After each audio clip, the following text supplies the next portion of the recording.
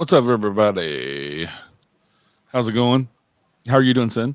I am good. How are you? I'm good. Thank you for joining me tonight. Thank you for having me on. It's going to be fun. Yeah, I figured we'd jump on here. I've talked on some other shows. A couple of them recorded that will be coming out. And then I did a live stream the other night with Miranda, who I absolutely love, I do Ghost too. Biker and Ghost Biker Explorations. And we had a great conversation for about an hour and a half and about the Night House and all that stuff. But I wanted to get on here and do a live stream myself on the Night House page, on my own pages, and kind of talk about the house, what our intentions are with the house, um, what we've been doing, with the house. I know people see pictures, but it's hard to put up everything that we're doing and Right. everything that's going on behind the scenes. We've been working 7 days a week for 3 months now. So, and I've got a few announcements about the Night House as well, um, of what we got coming up here soon. So, um, I'm excited, and Oh, I want to talk about what you have going on coming up the rest of the year as well. What you have planned so far, and where people can come and see you I've as got it well. listed. I've got it Yeah. listed, So, ready to talk about. so So yeah, not just about me. It's about you yeah. too. But That's why I want to join here. So I am sporting my Night House T-shirt, awesome. and let me just tell you, I got two for me. I got Yeah. two for me, and I got one for Greg. But I love these freaking things. They're so soft. They're so Yeah. soft. They're my favorite. Mine are black. I hadn't seen the heather on anybody, but I like that's why I love the heather look, and so that's why I put those up. But anybody who wants to buy any swag, there's plenty of it on the Night House website that I got on the bottom of the screen there, the nighthouseky.com. And KY is on there. I've been asked about this. KY is on there because there's a couple other historical houses are the Night House as well around the country. So just to differentiate us between them. But we're not making a ton of money off merchandise, nothing like that. I made the prices as low as I possibly can to where we still make a little money. But everything that we make off the merch, I promise you, is going back into the house. And to be completely transparent, we are a for-profit business, but with the intention of saving the history of this house and bringing the history to the forefront. We're going to do some paranormal stuff as well, but that helps pay the bills. And also, people, the first thing I've been asked, especially the community I'm in with, and you're in, with the paranormal stuff we do, was, are we going to allow paranormal investigations? And yeah, we've had experiences already. Um, Almost every day that we're there, we have some sort of experiences. I've got some video I'm going to show for anybody that hasn't seen the couple of videos that I've put up, that the cameras have caught when we're not there. But yeah, it's such a, I don't know, it's kind of blowing my mind. Like, it took it about 2 months to sink in that we actually owned the house, that we weren't just working on somebody else's house, because we tend to do that. And we also have renovated our own house here, but um, it took it about 2 months to sink in. And now it's sinking in that, oh, this is happening. The paranormal investigation is going to start soon, and I'm going to get to do other events there and things like that. So it's going to be a lot of fun, and I'm looking forward to it. It's going to take up a huge chunk of my life, but it's an It, adventure that it I'm already looking forward to. has. It It already has, has. it has, but It'll it's be an worth it. adventure that I'm looking forward to. It's already been an adventure. I keep telling Roger, my husband, that it's our own Oak Island. That TV show Curse of Oak Island with all the mysteries, and it's like a big giant puzzle of Yeah. a million pieces that we may not find 100,000 of them. But we're gonna dig and dig and dig to try to find all of them. And you're still finding out Oh yeah, things yeah, and finding really cool artifacts. yeah. Um, and you didn't mention that we did the inaugural ghost We investigation. did. That Yes. was fun. That was Yeah. fun. It was a little mini investigation, but it was fun. And it was also the first night that I stayed in the house, and you and Greg got to spend the Yep. night, and then Cassie from PPF Investigation spent the night with us too. Hmm. So yeah, it was a lot of fun. It was Um, great. Puzzles are fun though. Yeah. I actually, I have to get the graphic right, but I'm going to actually have a puzzle of the Night House that you can buy, like a 500-piece puzzle. Oh, That'll be the picture nice. of the house. Yeah. So I'm waiting until we get the columns and stuff repainted. Uh-huh. Um, what's up, Richard? Thanks for joining us, buddy. Richard does all the wonderful events out here in Fairview, and Oh, he plans the huge the July 3rd celebration that we have out here that is amazing. Awesome guy. But hey, Damien.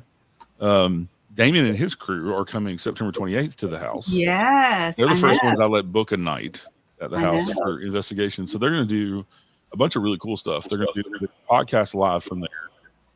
And then they're going to do an investigation live all night where people can interact and tell them where they see things in the house on cameras and things like that. So they got some really cool stuff planned. Hopefully, I'm not giving anything away, Damien, but they're very cool. Yeah, they have their co-hosts for their podcast are actually one of them's I think coming in from Washington State. And that's Kristen, North Carolina. The Paranorm girl. I love her. Yeah. Kristen Amanda, I love her. I'm going to be on her show. I think the week before. You'll love her show the week before they come to talk about everything. But yeah, it's he said no, I'm good. Okay, all right. I'm not trying to give away your secrets, but yeah. Also, they have a GoFundMe going because of the cost incurred. And now, to be completely transparent, I discounted the price of the house for them because they do have people that are spending money to fly in and all that stuff, and they got a big production they want to do. So, and also I want to make this completely clear as well, is that we do not charge extra for people doing live streams or filming. I think that's ridiculous. We will never charge extra at the Night House if anybody wants to do live stream or film. I think that's stupid because it is advertisement. So why would you charge? Plus, you've got actual places for people to sit. You have furnished this house in it's not a museum. The style of the era. And everything is gorgeous. Yeah. And I know you've done more since I've been there because that was a month ago. Yeah. So it's amazing what you guys have done, honestly, in 3 months. It's amazing. It's been a whirlwind. It's been crazy. But the thing is, I look at it like a lot of the things that we have done, because me and Roger have been together almost 20 years. And his dad is a master carpenter. So his parents have been amazing at helping us with I can't thank them enough. I don't know how to thank them enough. Right. Giving up every Saturday and Sunday as well. Not just me and Roger, but they've been there every Saturday and Sunday with us as well, working on the house. And we wouldn't have got half done if it wasn't for them. They've just been phenomenal. And I love my in-laws. They're just amazing people. But it's just, we've learned from doing our own house, but also Roger grew up with the know-how because his dad's a master carpenter. So he grew up doing the stuff. So most of the stuff we know how to do. Also, we're not having to do anything major. So we're not doing anything structural. We're not building. It's mainly just all the finish work. So what we've been working on for everybody is the office area, which was the summer kitchen.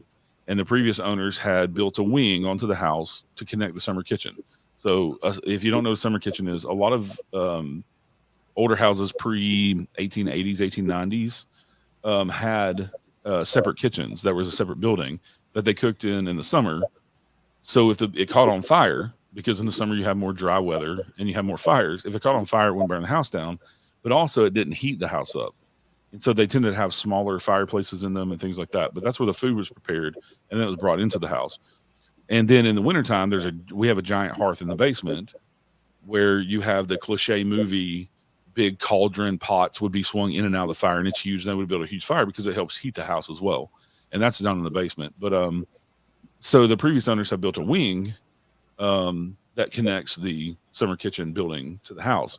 So the summer kitchen area will be my office where I'll hang out when people are in the house and events are going on and that I'm not directly a part of. So I'm on property anytime anything's going on. So if anything happens or anybody needs anything, I'm there. And then that'll be kind of our little suite as well. We'll have a bed in there and I'll sleep there and have a TV and I'll have a computer and stuff in there. And then when you come out of the office, there's a laundry room, mud room with the door that goes out to the side of the house. And then you come into the modern kitchen. So we've been working on doing, we've had to finish the floor in the summer kitchen because that's where we got a bunch of the china was in the dirt underneath there. Yeah. We had to put down plywood basically on the floor. And then we had to put insulation in all the walls and all three of those rooms, the whole area. And then we had to stop and fix some of the plumbing because the plumbing would stop up. So some of the plumbing had to be fixed. Had to trade out some faucets and things where it had been setting. So like sediment got in the lines and all that stuff. And so we had to clear some of those lines out. So that took a weekend just for them to get the drains working right and some of the plumbing so that we actually have a functional bathroom. We changed out some toilets, things like that, functional shower, all that. And then so now this weekend is we've gotten to the drywall. Um, I'm sorry, I was reading Damien's message. They've had a time with this shit for some reason, but so now Oh, we've got drywall up, and I put pictures of that up. I don't do drywall and things like that. That's not my forte. I'm the landscaper, even though Roger works landscaping. yeah. So I've been outside. I've been the one planting most of the plants. The thing is, I'm never in any of the pictures because I'm the one taking the pictures in the videos. So it Right. looks like I don't do anything but walk around and take pictures, you know, because Yeah, but I'm not a selfie person. And so yeah, I'm not going to be like, ooh, selfie with a shovel, you know. no, No, but you but have worked your butt off. You yeah, have. and I'm also the one that's out there mowing and weed eating on a weekly basis, and you know all that stuff with some help from my own dad, my own real dad, and And Greg which is had cool. fun. Greg had Yeah, fun Greg playing in come the help us. Yeah, clearing we've out had some burn permits and burn stuff. pile. Yeah. Yeah, yeah. He had So yeah, so and I've been clearing off land and things like that as well, and so is Roger when he didn't need to work inside, but yeah, so putting this house doesn't have any landscaping around it. It was all torn out by the previous owner, the people we bought it from.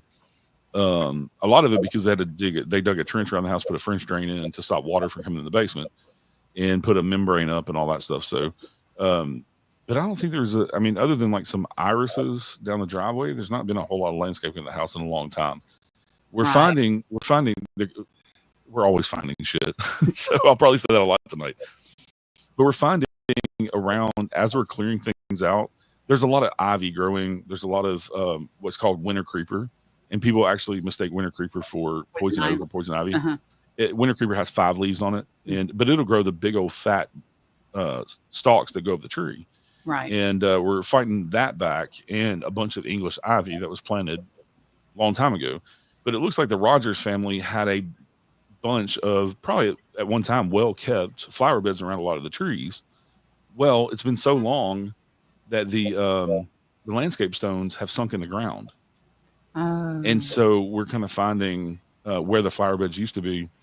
Also, we found out that the Knights. So when the Rogers moved in, on the one side of the house that's the flat side, that I hardly take pictures of, but the other side from where the columns are, when the Rogers family moved in, there were 6-foot tall hedgerows that made a formal garden with pea gravel pathways and rose bushes and things on that whole side of the house. So our intention is to recreate that at some point in time because there's really nothing else to do with that side of the yard. That would be amazing. Yeah, yeah. So we were talking about that tonight. We're going to do it in kind of phases. The first phase will be getting all the shrubs to do the outline like a fence and putting in gates, you know, where you break in the hedgerow. And so where the kitchen windows are, there's 3 kitchen windows that we're going to put like a little breakfast nook right there with the table and stuff.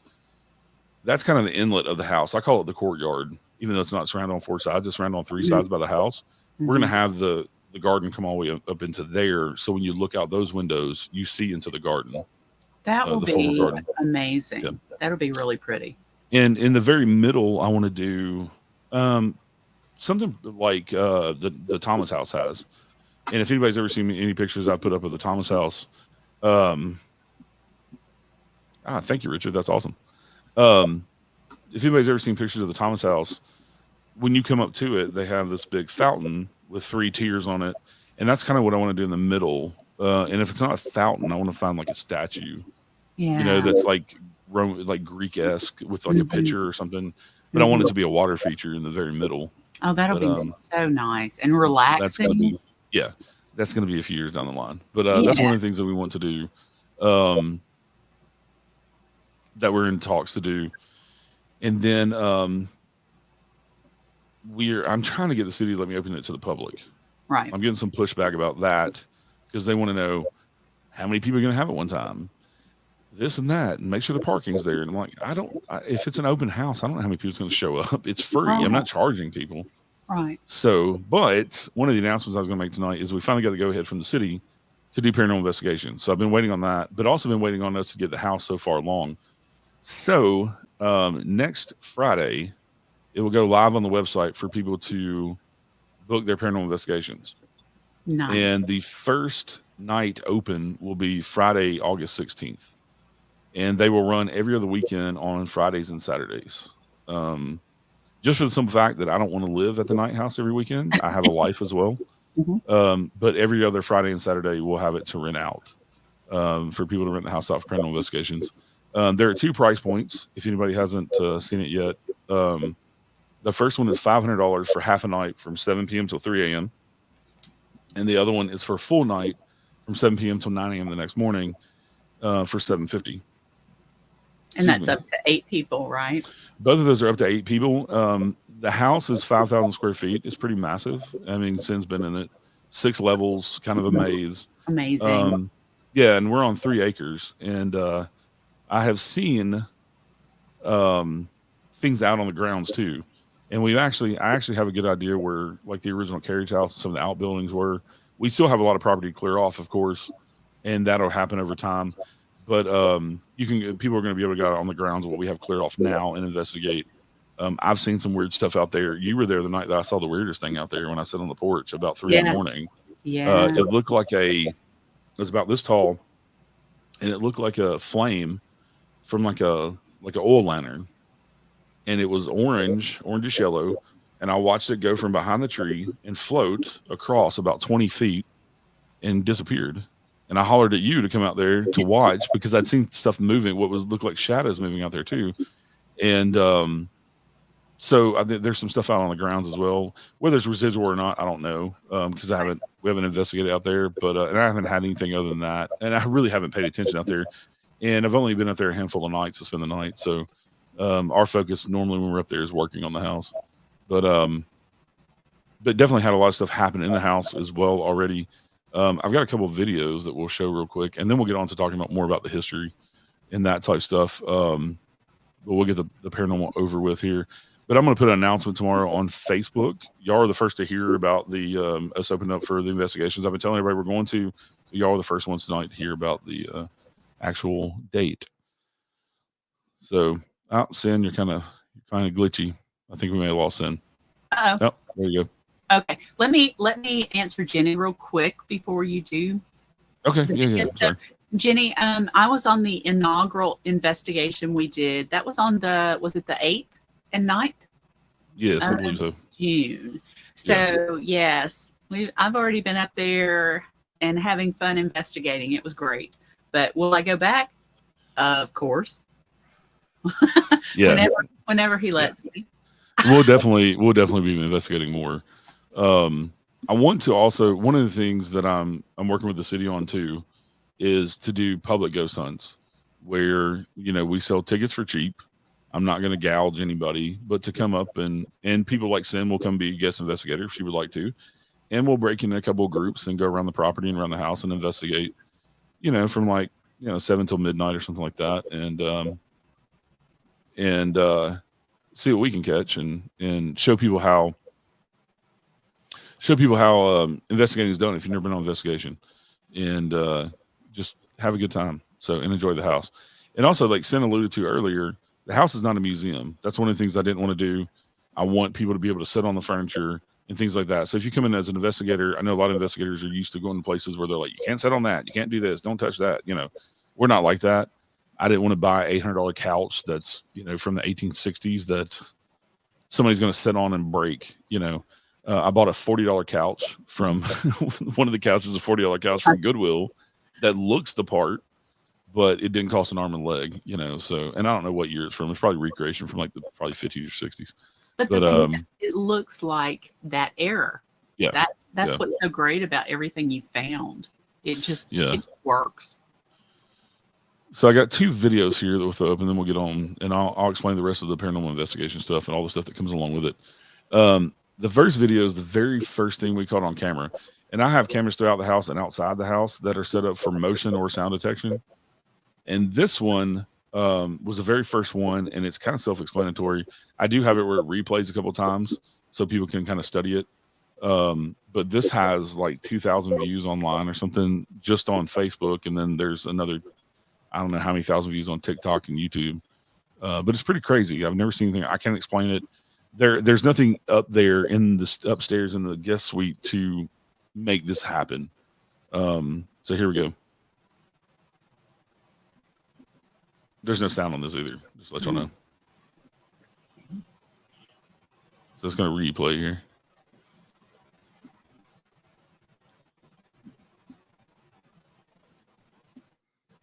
And then one more time. So I don't know what the white mist is. Don't know where it came from. As you can see by the timestamp, this was at 5:30 in the evening, and the sun was still shining through the house because this was just in, I think in May. I'm trying to remember. I forget the date. But anyway, it's summertime. It wasn't dark yet. It wasn't getting dark. And the weird thing is these cameras automatically switch to night vision, to the black and white night vision with the IR, and they're really good in night vision. And normally they're color during the day. Color. It's just complete color video. They're high def. And the camera, about a minute before the mist happens, switched itself with the sun still shining from color to night vision. And then after the mist happens, a couple minutes later, it switches back to color vision. And then when I went and actually looked at the camera, because it alerted me of this and I saw it, it's still in color vision because the sun was still out. So I don't know what to make of that either. I'm not going to say it's a ghost spirit because I don't know, but it's something out of the norm that I can't explain. The house is not that dusty. There's no drafts that fast in there. The house is really clean. And actually, me and my aunt did a really deep clean of it with the floors and everything. And that's sitting on a dresser that definitely doesn't have any dust on it.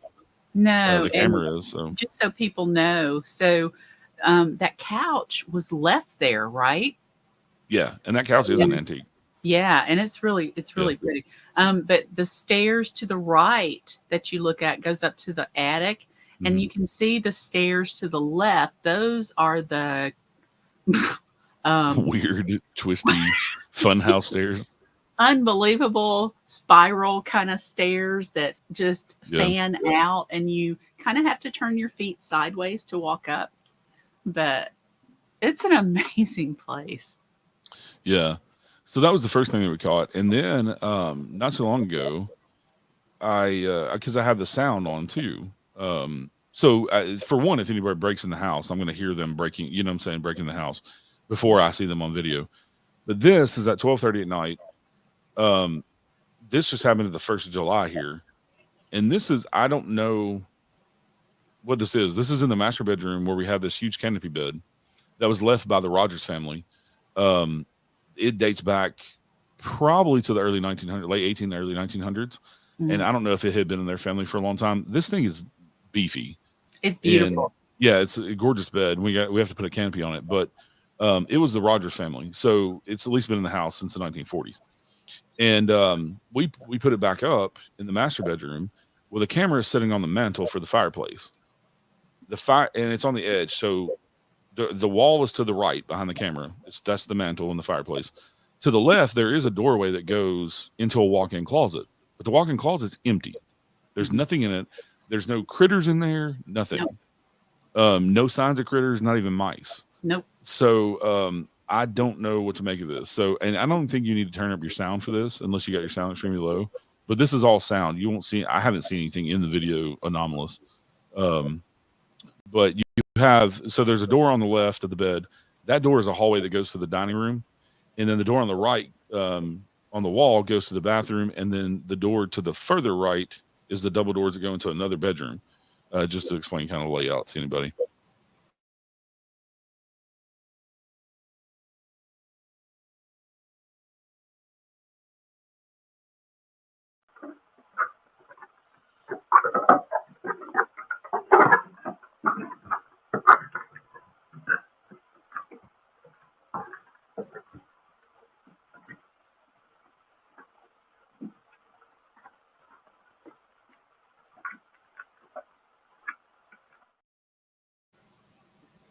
So if y'all could hear that, I don't know what that is. Sounds like somebody moving furniture and then walking away. I have no idea. I'll play it one more time so people can listen to it again. I thought I uploaded the one that it replays, that I edited to replay, but it didn't. Anyway, here it is one more time, and it's just there's nothing moved in the room. We went there the next day. Nobody was in the house at the time. We went there the next day. This was on July 1st. On April 30th, we bought the house and got keys in hand on April 24th. And I need to put this video up as well. I don't know why I haven't, just haven't. There on April 30th, I caught another video that it sounds like somebody fell down the damn stairs. I mean, What? it's loud. Have I heard that one? I don't know, but it's seriously, that's what it sounds like to me, like somebody falling down the stairs. And I believe it was caught on. I think it was caught on this camera, but also the camera in the parlor caught the same noise. And so I don't know. Was it Regina? Right. Don't pick on Regina. I love her. Regina fell down the good stairs, not the weird ones. But here we go. I'm gonna play it one more time so y'all can hear it again. She was okay. She was okay. Yeah, she was fine. She was fine. We love Regina. Regina's awesome. PPF Investigations. Go follow them if you don't know Regina. They're great. She's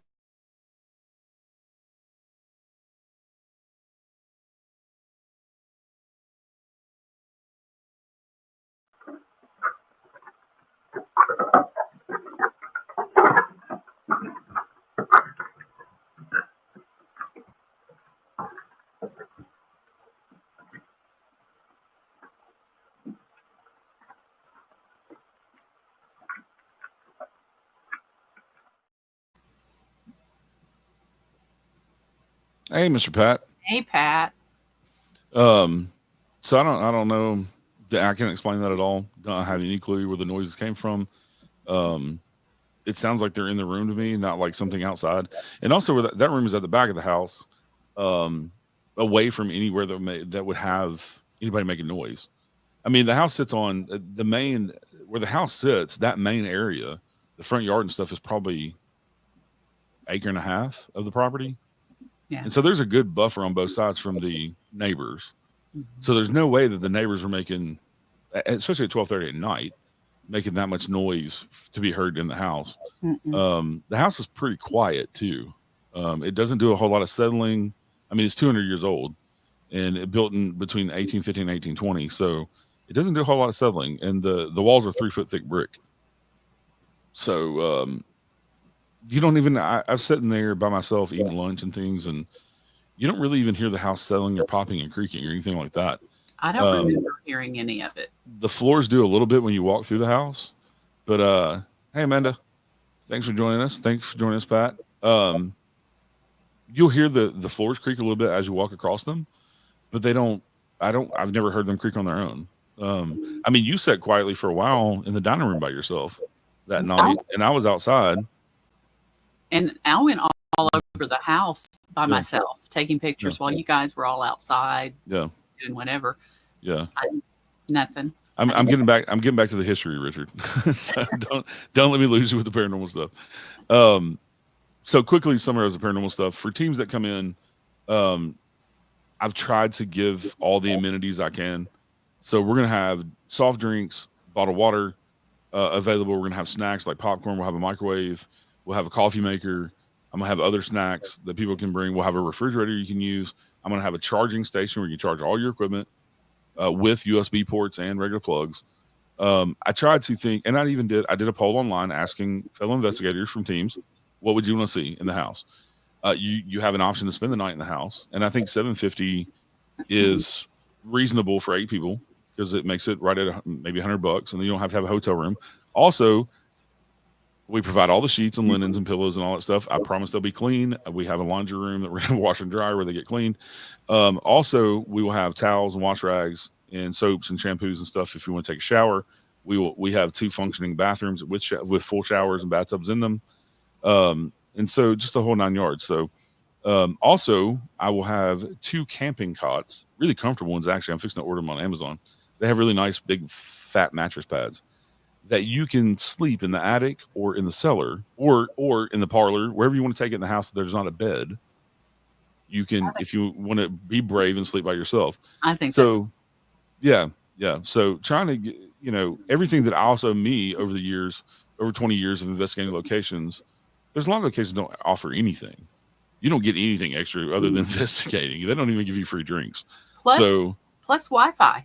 You didn't mention Wi-Fi. No. Wi-Fi all over the house. High-speed Wi-Fi from Spectrum, which it's awesome. And I have these little pucks in the walls that plug in the wall all over the house. I got to order 2 more of them, but it'll make sure that you have great Wi-Fi no matter where you go in the house. So when you're live streaming, you don't have to worry about lag or anything like that. Also, I only have 1 TV in the house, and it won't be used. I'll have my TV that'll be used on the Wi-Fi, but there will be no other devices like sucking up the Wi-Fi while people are in the house investigating. So they should be good for not worrying about lag and things like that when they're streaming. So trying to pull out all the bells and whistles and give everybody a good experience for their money.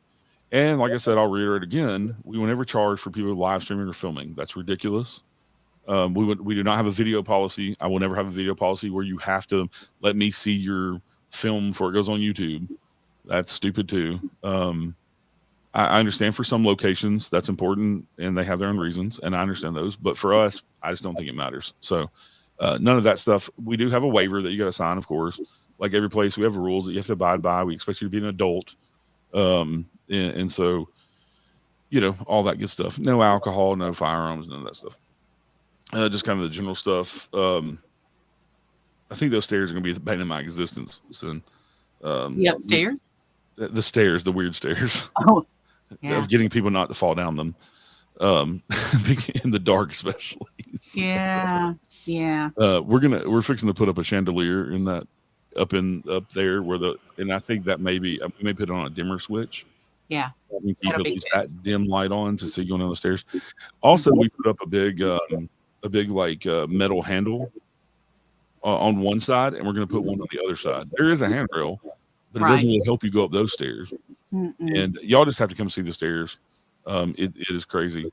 Two, if anybody wants to see more photographs of the entire place, I took a bunch of them inside, outside, the whole thing. You can see all the rooms. And this was taken on June 8th and 9th. So he has done so much more since then. But you can go look on the Elk Valley Paranormal and look at the Night House pictures that I have in the album. So please do. Please do. And also, of course, another important thing in locations that I think is important, because I've been to so many that don't have it, is heating and air. So we have good air conditioning. We have a gas furnace for heat. So we'll be good for that no matter what time of year you come. Also, it's very private. The way the house sits back from the road and from the neighbors, and we have tree lines and things. So we're also going to do some privacy fences in the near future, in the next couple of months. But also, when you're in the back of the property, it's tree line and stuff. So have to worry about bothering anybody. Just no crazy yelling or anything like that. So anyway, let's get to the history portion. So that will all be next Friday. I will go live on the website where you can book. The calendar will be up there with all the dates. You can book the stuff. Also, I am planning on some exciting things for October for spooky season. So trying to do some special things that the city would just let me. But so on the history, for anybody that doesn't know, the house was built between 1850 and 1820, and we do not know who it was built by.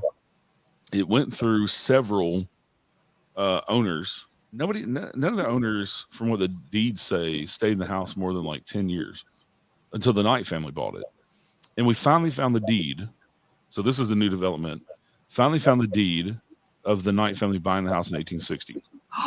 So I actually have a copy of it right here. This is the copy. The real version, the actual paper version, original version, is at the courthouse in Hopkinsville. So I have a copy of it, but it was the Waddell family, and they only owned it. They didn't own it very long, only a few years, and then they sold it to J.B. Knight in 1860. I am going to do a deep dive into the families that owned it before and see what I can find out about them and their history, because they did live there. Some of them may have died there. I don't know. So far, because the Knights were there for the majority of the house's history for 80-something years, because the Knights, he bought it in 1860, and they lived there until the last descendant died in 1941.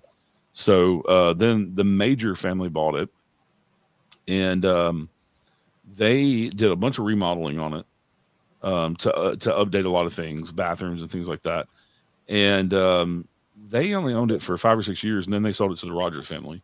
And the Rogers family lived there, I think it was 1948 or 49 when they bought it, and they lived there until Terry Rogers, the youngest son, lived there, and he passed away in 2014. And then his children put everything up for auction that was in the house, and they sold the house. to the people that we bought it from, the Rassets. And the Rassets owned it from 2014 till, like I said, we bought it. And but they did not live. They lived in it until 2022. And he took his dream job at Disney out in California, so they moved out to California. But he told me that in 2014, whenever he bought the house, it hadn't been taken care of in a long time, and that's why I put up the picture from 2014 on the Facebook page. If you go look, and then the picture from today, from the other day that I took, of how much it was overgrown when they bought it, and the property, you couldn't even see the house. If you go look on like Google Street View, you still couldn't see the house. Wow. A tornado came through, and I think 2021, and blew down a bunch of trees and a lot of the stuff, and they had to clean the property up. And now we've gotten all the limbs and stuff cut up to where you can actually see it from the road. And the road is elevated. So when I take the pictures from that far away from the house, the road is about, I don't know, what, 20 feet up from the yard, Cyn? And so, but that's not how it always was. Originally, the road was, that road has been there since the early 1800s. And it was known as the Elkton Turnpike, because Elkton is not very far from Hopkinsville, about 20 minutes from Hopkinsville, right outside of Russellville, Kentucky, kind of going from Hopkinsville toward Bowling Green, toward the center of from Western Kentucky to Central Kentucky. But it was called the Elkton Turnpike. Well, that road was flat, and you could go all the way into downtown. Well, when they put Penny Royal Parkway in, they had to build a bridge over Penny Royal Parkway. And so they had to raise the road up to meet the bridge, basically. And so so that's when the road was raised up. Originally, the property went straight down to the road. And from what I understand, J.B. Knight, he was a lawyer, but he mostly real estate mogul. He originally had a separate building office in the front of the property down by the road. Really? Because he was so close to town. They were like just half a mile from downtown, or whatever, half 3/4 mile from downtown, that he just put his business out there instead of having one in downtown. He didn't have to travel anywhere. He just went out. But that road was one of the main roads, and still is. There's so much traffic on the road. Even the Amish people, that's how they come in and out of town. So we see buggies and horses all the time, especially on the weekends when they're coming into town to grocery shop, have fun, whatever they're doing. Today we saw a bunch of them going to church. They're all dressed in black and white. I've never seen them dressed like that. It's crazy. Me either. Maybe it was something special. Maybe it was a funeral or something. I don't know. I know today's National Ice Cream Day. Maybe they went. I don't know anything about the Amish. I don't know. People. Well, there's a mix in Hopkinsville. There's a mix between Amish people and Mennonites. Yeah. And if anybody doesn't know the difference, Mennonites, a lot of them will drive vehicles and use modern machinery and have electricity and things. They just don't believe in TV and radio and things like that. Amish are very staunch. They don't do electricity for the most part. They don't drive. They'll ride in a vehicle with somebody. Like if they're working for somebody, they'll ride with you in your vehicle to Lowe's to get supplies or whatever. But they don't own vehicles. They don't drive them. And but there's a mix. And if you go to Lowe's, we've been to Lowe's so much in the past 3 months, it's ridiculous. They're in there all the time buying materials to build, because they build things for other people. They're amazing builders, yes, and artisans and like finished carpenters and things. Yeah, and they're really nice people. They're great people. But anyway, so that's a very busy road through there, and now it's East 7th Street in Hopkinsville. But very busy road. So one of the original structures was down by the road when the road was flat with J.B. Knight, his office. And then there was a carriage building right behind the house where they kept the horses and the carriages. The Knight family, they had so much land around the United States that I just talked to another historian. I met with him last Wednesday. Me and Roger did. Excuse me. Up at the Knight house. His name is Wynn Radford. Very nice guy. He is a historian, and his focus is heavily on the Underground Railroad. So we were very curious because he has found out another house in Hopkinsville, downtown Hopkinsville, was part of the Underground Railroad. And he found pretty good evidence of that. So our question was, could the Knight house possibly been? Because we keep hearing about tunnels and things, and from the neighbors and from the whole community. So we had him out and talked to him, and he figured up that the Knights were probably worth about $10 million In their time. mid 1800s. Wow. Yeah. So the way they got their wealth was through property. And R.B. Knight, who was J.B. Knight's dad, excuse me, sinus drainage crap. He died in 1843. And I have, for anybody who doesn't know, I have 2 books of letters that are this thick, that are original letters on the original paper, handwritten by the original people with like a quill pen and ink. That you just found there. That was just left with the house.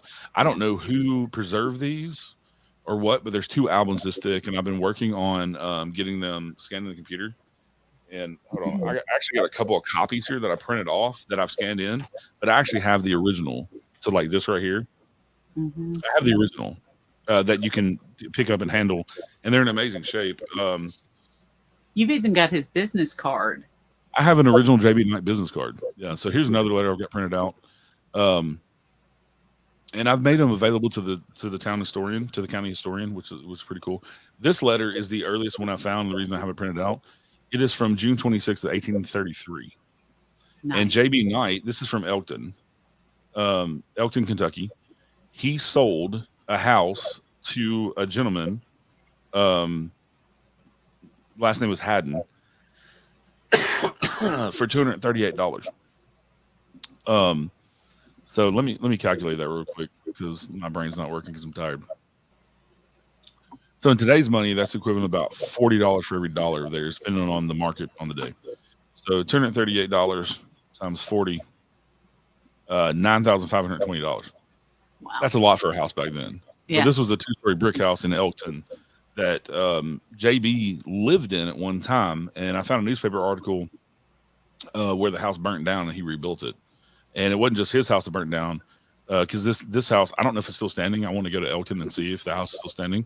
But he rebuilt it because it burnt his house and a bunch of other houses, and even burnt half the fire department down. So back then they were doing the bucket brigade to put out fires, and luckily for him, it was brick. So, and you're talking about 3-foot thick brick walls. So it didn't, as far as the structure goes, they're just replacing the timbers on the inside for the floors and things. The outside shell is good, and the fireplace and all that. So he apparently he rebuilt it and then sold it to this guy, because I think the fire, if I remember from the newspaper article, the fire happened in 1832. But his name is one of the homeowners, J.B. Knight's, the homeowners that houses burned. But it would have been a fairly new house too, because JB was born in the early 1800s, so he wouldn't have been that old in the 1830s. He was born in 18 teens, actually, like 1812, I think, something like that. I'm trying to remember. I got so many dates in my head from looking up all the stuff. Because the Knights had 7 kids, and also JB, the father, he was one of 14 kids. Yeah, and how so, you all that? Yeah, you're finding out things about all of them, really. Yeah, because they all had to do with this wealth, and that was just JB's wealth was $10 million. That's not counting his siblings and the wealth that his father left them. He got the bulk of his father's wealth, because I have his father's will, handwritten will, 3 pages long, from R.B. Knight. From the he wrote it in the 1840, I think, is the date on it that he wrote it, and it was notarized.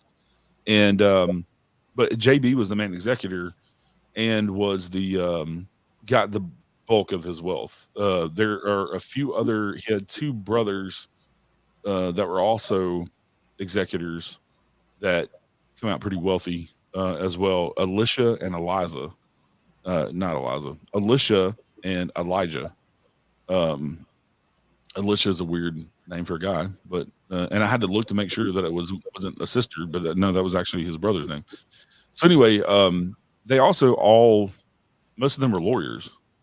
And so JB became a lawyer, but they mostly did real estate. Now, he did some court cases, and I have some of the documents that are from some of the court cases that he did.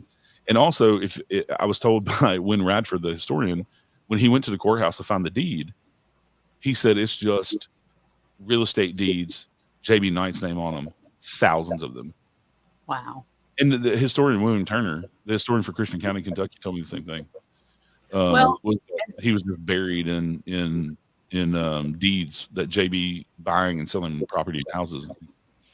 When he first got it, Didn't he have 300 acres? Yeah, the house was on 300 acres, from what I understand. The deed is very interesting. Let me read you some of this deed, Okay. and I'll explain a little bit too what I learned diving into this. But it says so. This is how they measured the property, and I don't know how anybody knew where anything was, or how this property was measured. But so they did landmarks a lot of times. So in here, one of them is like a red oak tree. Um, yeah, go to the red oak tree. The other one, the one landmark that I know was there, that I know where it's at, is the cliff that they talk about, that it backs up to the cliff. Well, the Mhm. cliff now is pennyroyal diving. So if you want to get your scuba diving certification, you Mhm. have to go there for the final certification. If you're in Middle Really? Tennessee or anywhere close to there, yeah, and it's an old rock quarry. And so they Really? have buses and all kind of stuff down in there. I have actually, my best friend T and her husband went and got their final certification before they went to Jamaica. And but like this weekend, man, they were packed. Their parking lot was packed. But that still was a cliff there, and they ended up mining it for rock, for like your driveway gravel and things like that for many years. And so when it closed, of course, it fills in with water like most quarries, and it's crystal clear. So that's where people go to Pennyroyal scuba diving to get their final certifications to scuba dive by themselves. So because it's also like 100 feet deep, so they learn how to come up from the depths, slowly and things like that. Really? Hmm. So I know that cliff was there because it's still there. So that's where the property backed up to, which is probably about a mile behind the house. Um, and so that's the only landmark in here that I know definitely where Wow. because there's another landmark in here that says uh, something about another tree, and I'm trying to find it. Um, 110 poles to a small red oak on the northwest side of the turnpike. So if you went to the northwest side, the turnpike you're talking about is Elkton, which is the road that runs from the house now, 7th Avenue, 7th Street East. So there was a small red oak and 110 poles. I had to look this up. A pole back then was 16 and a half feet Oh, wow. on a Okay. Yeah. surveyor's chain, and their chains were 100 feet long and 16 and a half feet. I believe they were 100 feet long, maybe a little more, but it was 16 and a half feet was a pole. So 16 and a half feet times 110 will give Wow. you how far that was. And I think it's like 1.8 miles or something like that when I looked it up.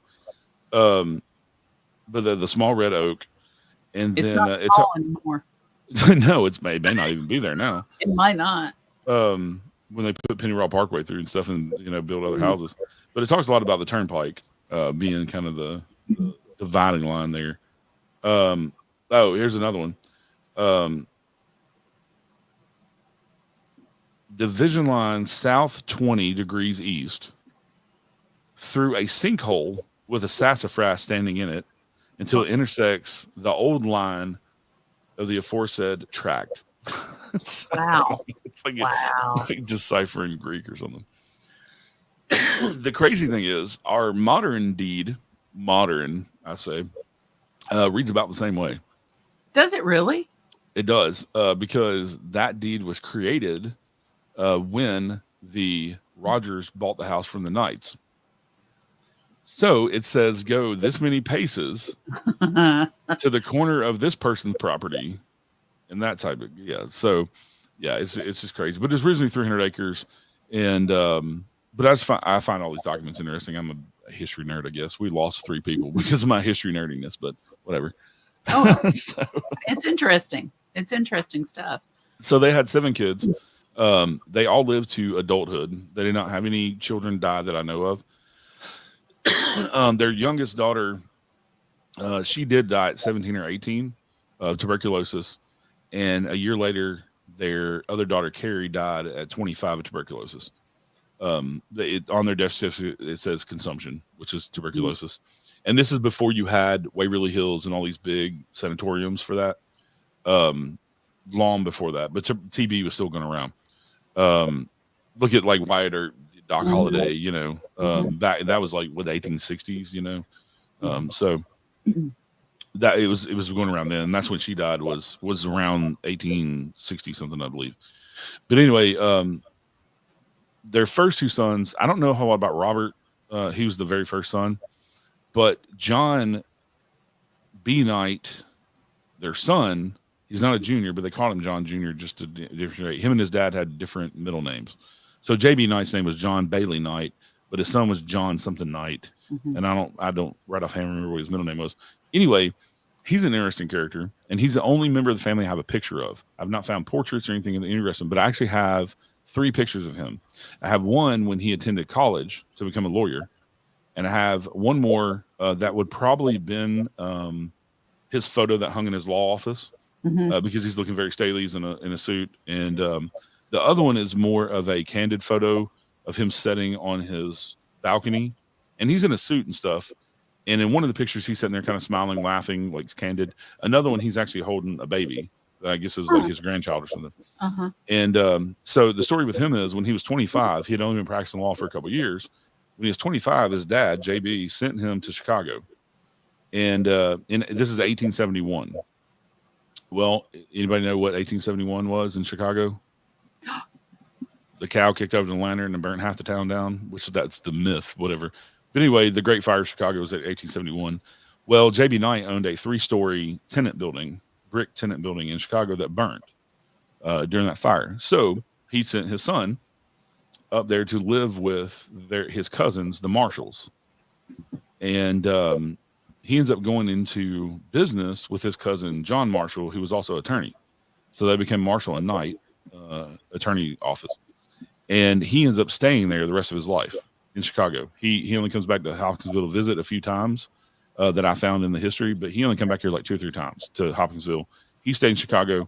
He becomes a huge real estate magnate himself and a very popular socialite.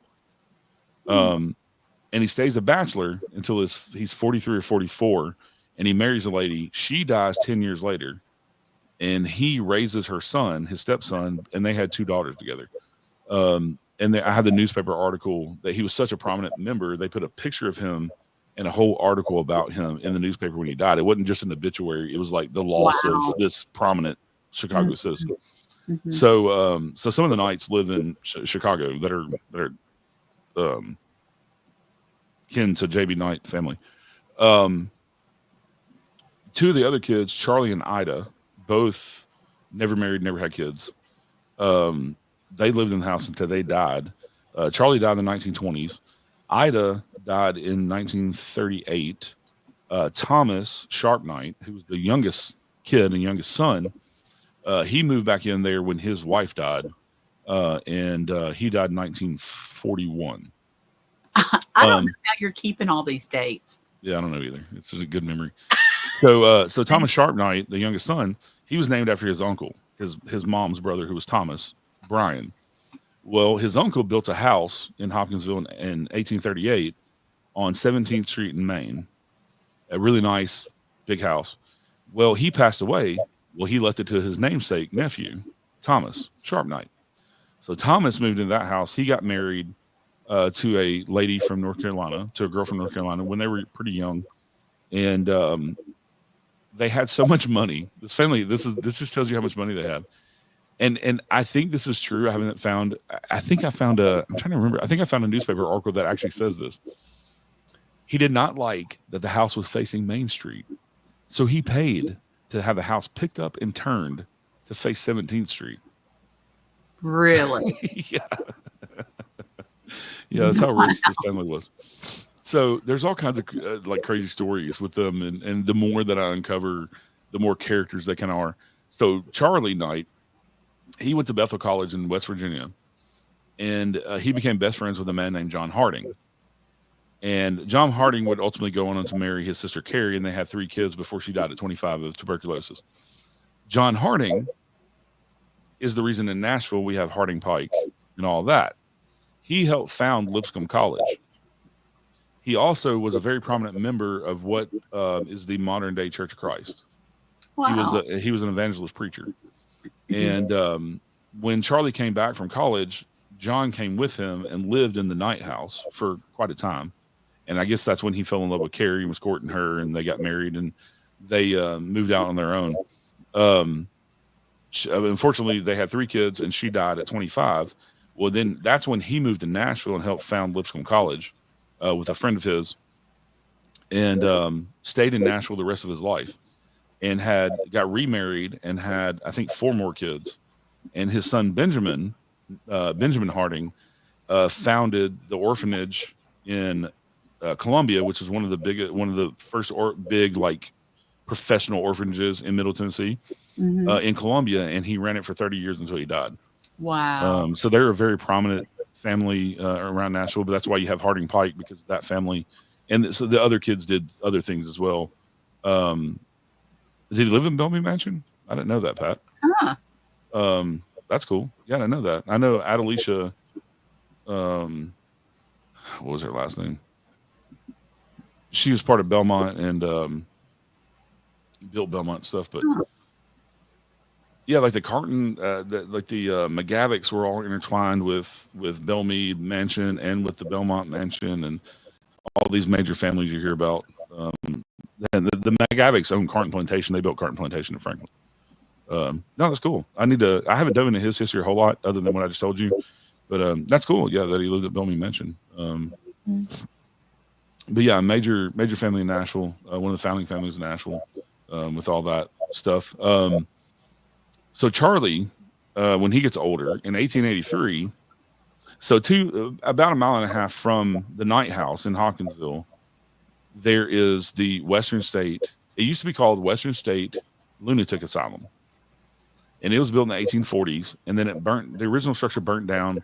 They rebuilt this massive Greek Revival brick structure that still stands today and is still in use as a mental hospital. Now it is called Western State Hospital. Kentucky only has 2 state mental hospitals. This is one of them. It is massive. In its heyday, it was on about 600 acres and it had 80-something buildings. Wow. And they had a poor farm and everything, from what I understand. Now, a big chunk of the property right before you get to it, actually at the end of our street, at the end of 7th, where it runs into what is now the highway that goes out to Russellville and Elkton, they have a huge golf course. It's Western Hills Golf Course.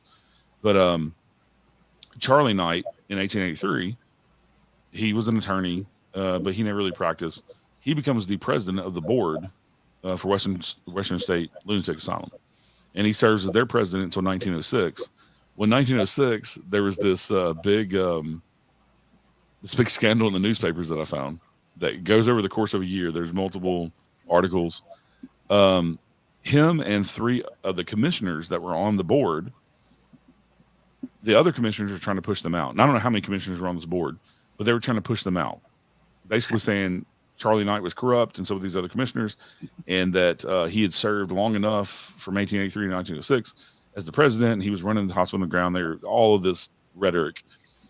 Well, what ends up happening is the 3 commissioners double-crossed him that were on the chopping block with him, went behind his back and made a deal, and he was the only one that was kicked off of the board. No. Yeah, so he ends up just basically becoming a hermit farmer, from what the rest of the stories are about him, along with his sister Ida. I believe that she had some kind of physical deformity. I think that's why she never married. She always lived at home.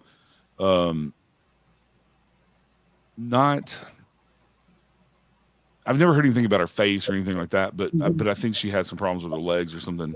But the stories about her is that she was definitely a hermit, and in the 20s and 30s, she would ride, even earlier in the early 1900s, when just her and Charlie and Thomas lived at the Night House. She would ride around with dress on, all formal dress, with a shotgun side saddle on a horse, and roam around and patrol the fence line of their property, keep people off their property. Really? Yeah, and I haven't found how much acreage they owned after their mom died, after their dad died. So J.B. Knight died in 1880. His wife outlived him another 9 years. Eliza did, and she lived until he died in 1880. She died in 1889, and then it was just Charlie and Ida in the house. And then when Thomas Sharp Knight, the youngest son, when his wife died, they never had any kids. His wife died, and I haven't found out how she died. He moved back into the Night House and sold the house that he had turned on 17th of Main. And that house burnt down in 2014, unfortunately. So it's not there anymore. the Knights and the Bryans were the Bryan. So JB Knight, he married a prominent family into a prominent family too. The Bryans were rich and very well off. They built a house that is still standing called Lone Oak. It's actually for sale right now, and we've met Mr. Corsi. Mr. Corsi is he's a historian as well, and he's 80 years old. Great guy. You would think that he could run circles around me. He has so much energy. The man is amazing at his age, but and sharp as a tack. But we met him, and he owns Lone Oak, and he's completely redone Lone Oak. Lone Oak was built in 1835 by Eliza Knight's sister and her husband. They were the Crockett's, and then her brother, excuse me, built the house on 17th and Main, and then there's a building downtown that they have their hands in building as well, and so that is one reason why the Knights kind of settled in Hopkinsville. So the front porch, the stories go on and on. I could talk for hours. All right, Pat. See you later. Thanks for tuning in, buddy. The front porch. So the front porch for many years did not have a staircase, and there's a couple of folklore surrounding it. One of the Knight family supposedly fell down the staircase, and it almost killed them. Really? And they apparently had problems with their legs the rest of their lives. That's why I think maybe Ida may have done this. Oh. Well, it pissed off the brothers who went out and tore the staircase off the front porch. And they never built one back. The Knights didn't. This is the story.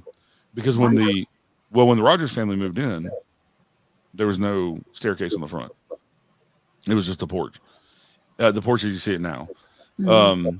The other story is that the mom and one of the daughters came in from riding horses, and as they were going up the front steps, the daughter fell down the steps and almost killed her. And I think that story may be true, and that may be why Ida, she was a teenager at the time when it happened, and that may be why she never married, because it messed up her back or something, and she had to walk with it. You know what I'm saying? Like she had some kind of something wrong with her.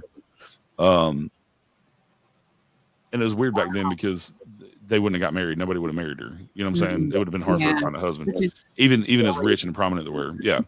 So anyway, whatever the story is, the staircase there was no stairs there. I do know that the front porch was built by J.B. Knight before he owned the house, because it was built in the federal style, very boxy. All it would have had coming out the front door was basically steps going down to the ground. Mm-hmm. There would have been no big porch like there is now on the front.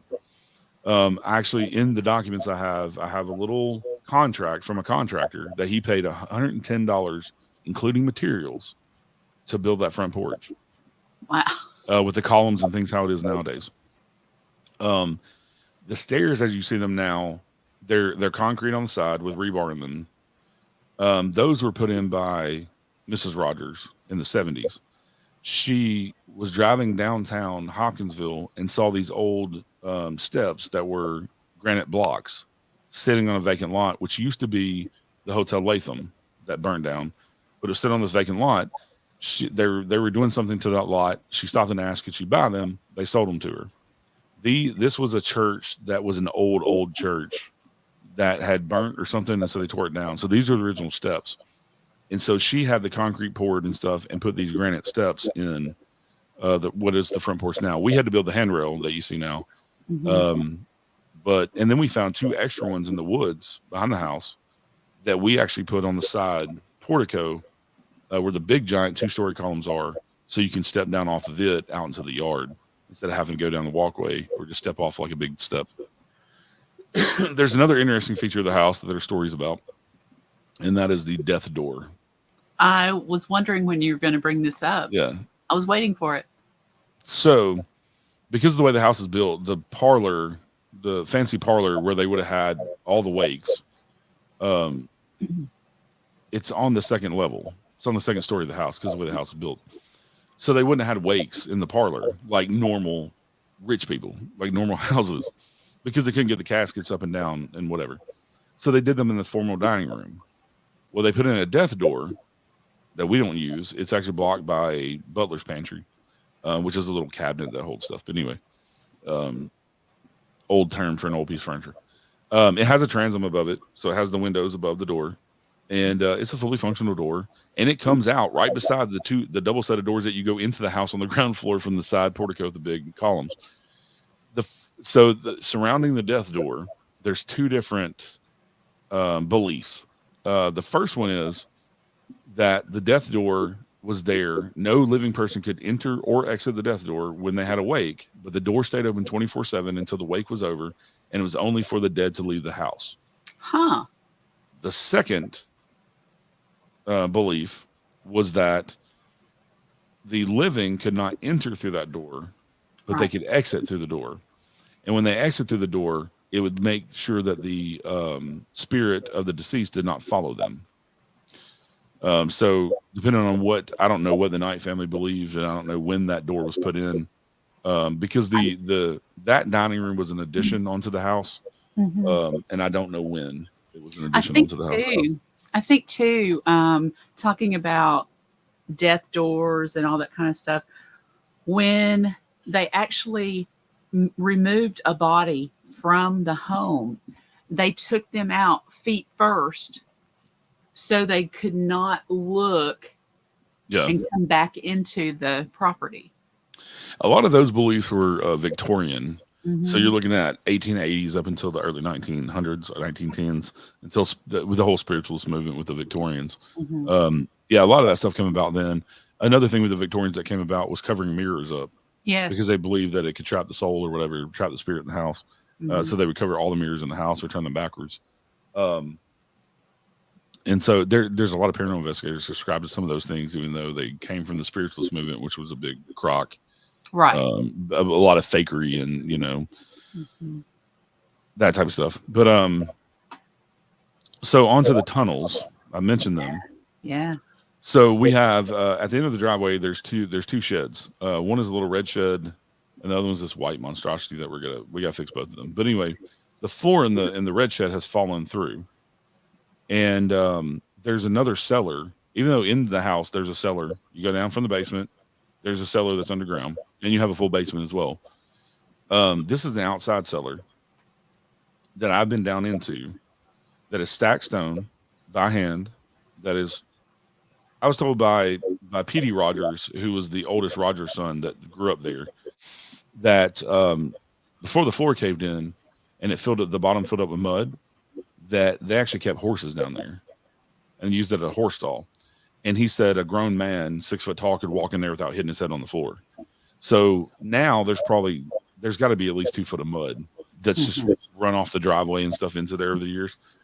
But there's one stone that sticks out, and I put pictures up, and all the rest of them are stacked, and they're huge stones. They weigh a couple hundred pounds a piece, some of them, but they're all very rectangle and long, right?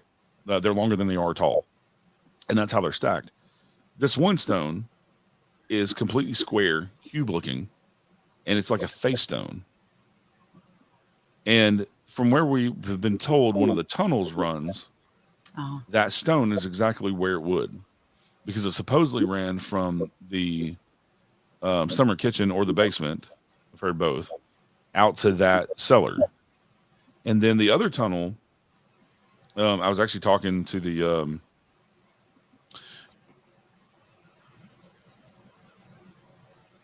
Richard. Yeah, that's awesome. The other tunnel, I was talking to the next door neighbor on the other side, and I asked him what the sinkhole was, and he's like, that was a slave hole. I said, what do you mean? He's like, oh, there's a tunnel that went from the house all the way across and come out in the woods on the other side of the road. Well, we got to looking, and there's 2 giant sinkholes down there that are at least 10 feet across, both of them, and they're in line with each other and the house. And then there's other smaller sinkholes that are in line with them. That would make sense that it's a tunnel caving in slowly. The other thing is Kentucky is full of caves. Yep. Western Kentucky, not as much. Hopkinsville kind of sits on bedrock. Everywhere that we dig, we hit sandstone. And P.D. Rogers told me that whenever they dug the pool, I'm not going to tell that story on here. It's a long story. But anyway, whenever they dug the in-ground pool that is now filled in with dirt by the owner we bought it from, they actually 3 foot down hit sandstone bedrock. And so they had to come in and mound dirt up and compact it so they could dig the pool 6 foot deep. Mm-hmm. And so now the pool area sits on a mound when that area of the yard used to be flat, like the rest of it, kind of slightly downhill, but flat. So, so I don't know if this would be caves. Do you know what I'm saying? And it could be the sandstone eroding away with dirt, with water and things, because water carves out sandstone. Anyway, my good buddy Billy Wilkerson from the Old Stone Jail in Franklin, Kentucky, and the Simpson County Historical Society. He is the director of their museum that is across the street from the jail. Been there many times, investigated there, done lots of events, ghost hunting events there. But for the Historical Society, he does ground penetrating radar, and he's been educated in it. And for a donation to the Historical Society, Simpson County Historical Society, he will come out with a GPR and see if there's any tunnels. Because the GPR sends sound waves down the ground, and he can tell if it's been disturbed. But he goes out and finds missing graves, things like that. Also, the Knight's graves, there's not a family cemetery on that property because J.B. Knight bought and sold property too much. And also, with them being a prominent family just living right inside of town, inside the city limits, when he died in 1880, they're buried in the Riverside Cemetery with all the other prominent families, including Edgar Casey, if you ever know who Edgar Casey is. But he was from Hopkinsville, and his family's still a prominent family in Hopkinsville, the Caseys. But the Knight family, there are 6 of them at least buried there that are in the cemetery book. So they know exactly where their graves are. They have no headstones. But because the graves are so old, if they had like a flat headstone, it could have sank into the ground. Great. So I'm going to have Billy go out there whenever we have him out to see if he can find the headstones, because that's another thing he does with the GPR. If they're there, we'll dig the original ones up, and fill the holes in and put them back up. If not, one of the things I'm going to ask the community to help with is us to get one big headstone with all their names on it to commemorate them, because they were a huge family with buying and selling property and things like that in Hopkinsville, and owning so much stuff in Hopkinsville. I can't wait until you have the guy out to do the ground penetrating radar. I can't wait. Yeah, I'm looking forward to that too. It's just right now it's just having the extra money to throw towards that. So that'll come. Hopefully it'll be in the next couple of months, because me and Roger both are excited about it. Also, we're still exploring the property. We got another probably acre and a half that's not even cleared. It's so much overburden and brush and things cleared up, and we're not going to clear out all the trees. We don't want that. We just want to clear the underbrush where we get back there and see where the outbuildings were. I know the neighbor on the one side has harvested stones that were definitely part of stacked stone foundations.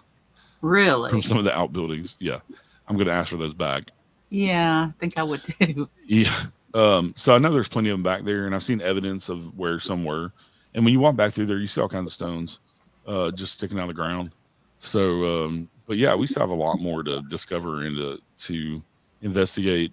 One of the coolest things that we're fixing to put back in the house very soon is the doorknobs that we found. Yeah. And anybody that saw the pictures of those, that's an interesting history. Those are probably put in the house in the 1860s, I would say. Just from my research on the plates, the brass plates, and the doorknobs themselves. A gentleman in Bennington, Vermont, invented those, and they're actually made out of clay.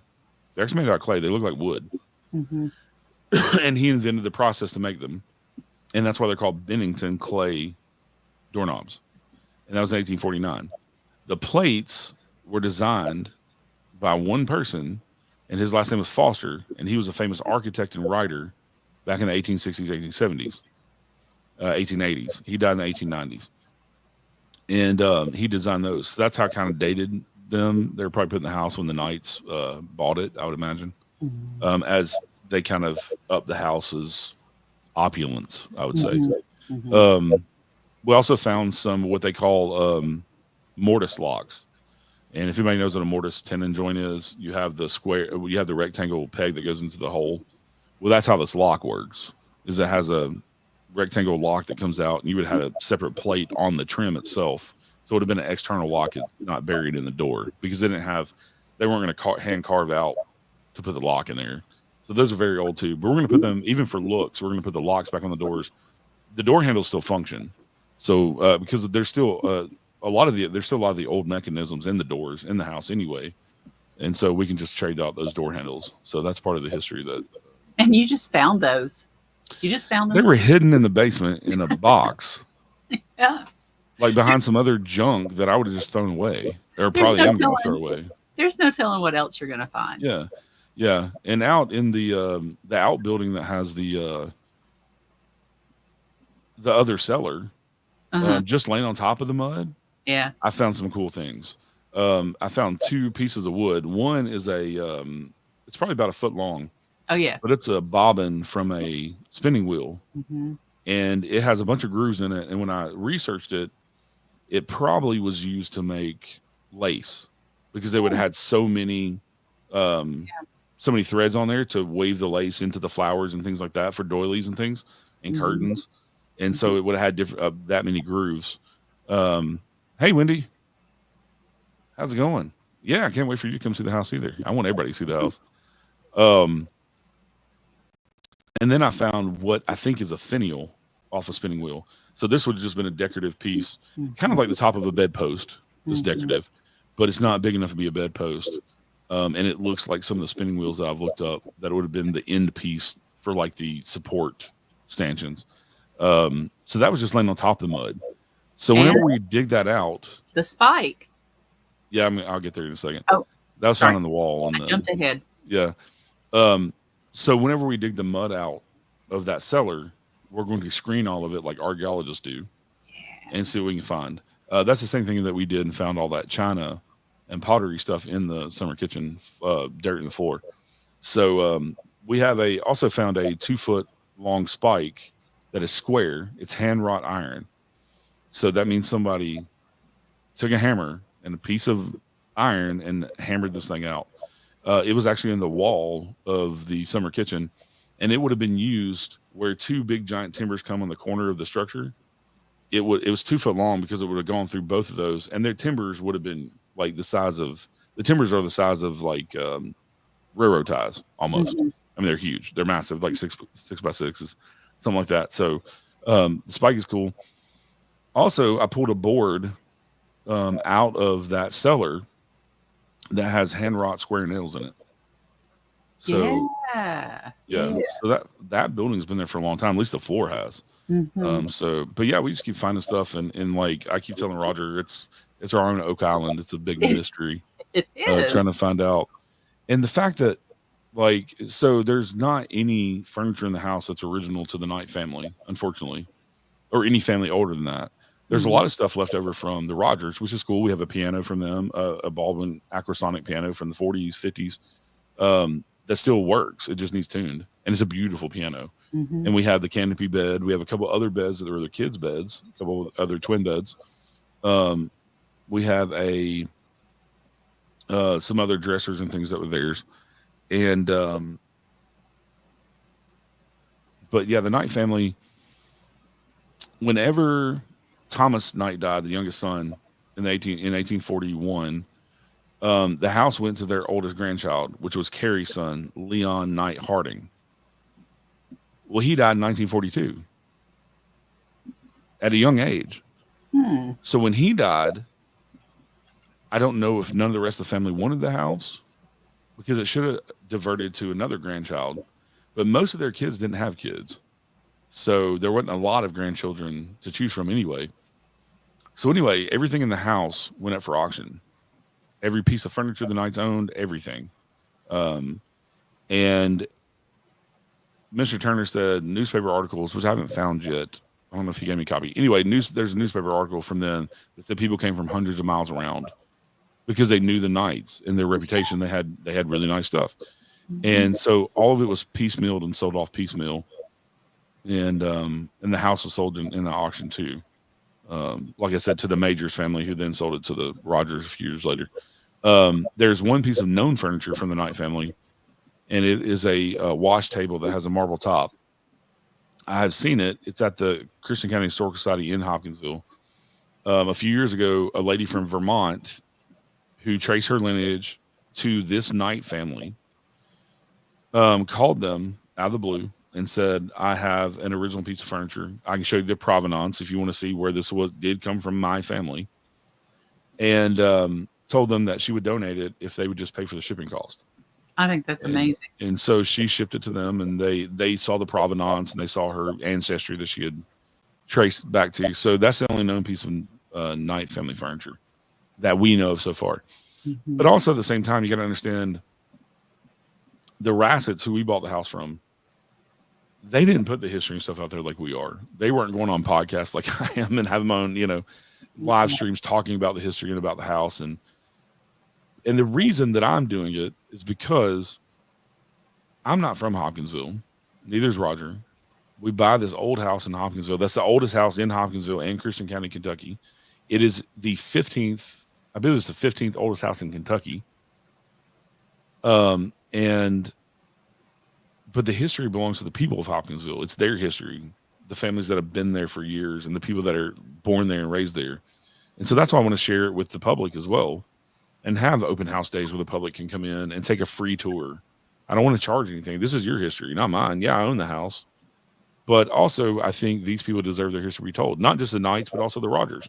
Right. The Rogers were a prominent family as well. The crazy thing is they were a family of attorneys as well. So, Austin, thanks for tuning in, buddy. Have a good night. Love you too, man. The Rogers were attorneys as well. And P.D. Rogers, the oldest son, ended up becoming an attorney, and he ended up becoming the Commonwealth attorney, which in Kentucky is the equivalent of attorney general of the state. His grandfather kind of started that all out. He, when he was young, he opened a huge, it would have been the super Walmart of their day, basically, in Guthrie, Kentucky, because it was a hardware store and general store all in one where you could buy groceries and you could buy vegetables and all that stuff all together in this huge store. And they had a bunch of staff too. And so him and his brother opened the store. It was a huge success. And he went to medical school at Vanderbilt in Nashville and to Louisville University up there. And then he went to another for his studies. But he became an MD, he became a doctor. Well, he only practiced medicine for 2 years and decided that's not what he wanted to do. He didn't care to see patients. He didn't like people that much. Not to take care of them like that. So he became a politician. And he worked his way all the way up to the Speaker of the House of Kentucky's House. Yeah. Wow. House of Representatives. And he was a career politician. And W. Rogers, yeah, he was a big figure in Kentucky history. And I want to say that he died in the 1940s. 1940s or 50s. But yeah, so they're a prominent family too, the Rogers. And Petey, I think, is the only one that's still living. His younger brother, like I said, Terry, who last lived in the house. Terry moved in the house when their mom passed away because their dad passed away before her. When she passed away in the 90s, I believe it was the 90s, Terry, the younger son, moved in because Petey already had kind of a career in a big house. The house next door to us was actually Terry Rogers' house, and it was built for him by his parents at some point in time. I guess when he got married and had kids, or I don't know if his parents built it for him. He built it right next door to his parents' house, right next to the Knight house. And so that property was his. And then they sold that off whenever he moved into the Knight house. And then he died in 2014. He passed away in 2014. And then his kids, like I said, sold the house and sold everything in it, everything they could sell. We still have an attic full of things that belong to the Rogers family that we just haven't been able to get to yet. Mm-hmm. But next weekend, this is another thing with the Knight house.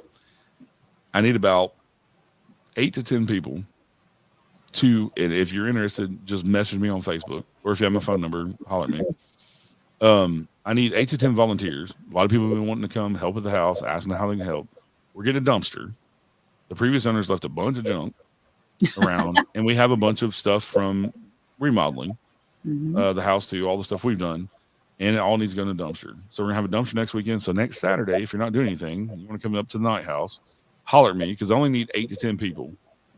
I don't want just everybody showing up, but if I give you the go ahead to come up and help out, then please do. We would love to have it. And it's only going to be a couple hours of work, and I can't promise you anything. I can't feed you anything, but I'll give you a free tour of the house, and you get to see the house for anybody else, and give you a history lesson. But you can actually see all the stuff I talked about tonight, and there's a whole lot more too. and you can actually see the letters in person and all that stuff. So, but yeah, the house, we want to do a lot of stuff with the house. I want to do lots of different events, not just the paranormal overnight stuff. I want it to be for everybody. I'd like to do some murder mystery dinners. That would be fun. Yeah. In there, set it up in the parlor, and let the house be one of the characters. I like to do some of that stuff. Pat Fitzhugh actually brought this idea to me, and I thought it was a great idea. But to have some authors in there, paranormal authors, come and give, presentations and have book signings and things like that. And I'd love to have you as well. Twist my arm. Right. Eventually, we want it to be a wedding and event venue. So we're going to put a parking lot in. We already know where it's going. It's going to be a gravel parking lot. And in the next few years, we will put in an event barn, event building, 2-story building type thing, to have events and weddings and things like that in. But I want to do car shows and stuff. I want all the old cars to park out on the front lawn because it's big enough, Yeah. and do stuff like that. Also, they do a thing every year for the Hopkinsville Goblin. If y'all have never heard of the Hopkinsville Goblin, go check it out. Kelly Hopkinsville Goblin. It's where these little green men back in the 40s visited this Kelly family on the outskirts of Hopkinsville, and they held them at bay by shooting this family was shooting at these little green things. The kids spotted them first, and early in the day, they actually saw a flying saucer. The whole family saw it, and it wasn't just the mom, dad, and the kids. They had like the aunts and uncles that lived in the same area. They all hunkered down in one house. They had the kids like hiding under the bed, but they were fighting off these little green beings for like 5 hours before one of them snuck away and went to the sheriff's office. And the sheriff said that he couldn't say that they were lying, and they also had no reason to lie. So what they were shooting at, nobody knows, but they do little green men days in Hopkinsville. So I think it'd be cool to get in on that. And then also for Halloween, I want to dress the house up in older decorations like Victorian style. Oh. And that type of stuff, and do some trick-or-treating stuff, and maybe a trunk or treat. You know what I'm saying? Where we're going to have different people set up, and just all the kids can just come and get a lot of candy and whatever. And then also for Christmas, the Historical Society, they do a parade of homes, of all the old homes in Hopkinsville. And they all decorate really nicely for Christmas with the old wreaths and bows and things like that. And they start in the afternoon going to each house, and they have like refreshments and like, appetizer type stuff. And then they end the night at one particular house, a different one every year, where they actually have a catered dinner at the Wow. Wow. Yeah, and it's people like the mayor and some of the city council members and people like that. And I think the general public, they have tickets for as well. So many tickets. You can only have so many people, Right. And so they have already asked if we'd be part of that. So, and I said, I would love to. If the house is ready to go, we'll do it for sure. That's amazing. Because I love Christmas, and that's actually Christmas is my birthday too. So yeah, you're a little elf. Yeah, so lots of ideas for the house. Like I said, not just the paranormal stuff, honoring the history in any way that we can, and just using the house to have fun and people to enjoy the house for what it is. And I think it would be awesome as well for even like the schools to come out on field trip or something, Yeah. Once we have the property to that level of a parking lot and picnic areas and things like that, I think it'd be cool to come out and learn the history. And once I definitely have all the history down and talk to the kids about that stuff. So that's kind of the main plan. That's kind of the 5-year plan is within the next 5 years to get it to that level of all of those different things. A lot of the stuff I want to have happen soon, like public ghost hunts where we'll sell tickets $20 a piece for 20 people to come in, and I'm not getting rich off of this house or anything like that. I'm not trying to, we just want the house to pay for itself, like, bills and upkeep, but also for us to make enough money to continue to add to the house and the grounds. Like I said, with the wedding venue or an event venue, but the way I want to do the wedding venue and the event venue is completely different. It's not going to be $5-10 grand to have a wedding there. It's going to be based on how many people you invite. So if you're only going to have 10 people there, hey, I may just charge you $500. I mean, you know what I'm saying? Whatever the price tier is. Now, if you want to have 100 people there, it's probably going to cost $5-6 grand. Mm-hmm. Just because of the setup and all that stuff. But but I want it to be an affordable place where anybody can get married and take pictures in a nice big house, old house like that, with the big columns out front and other things like that. The grounds are beautiful once we get them all cleaned up. Um, Also, looking at having photographers use the house as a backdrop for models. So we're gonna have. I'm actually teaming up with my friend Tia, who's been a photographer for 30 years. One Wing Photography. She's taking some beautiful pictures of the house that I put up.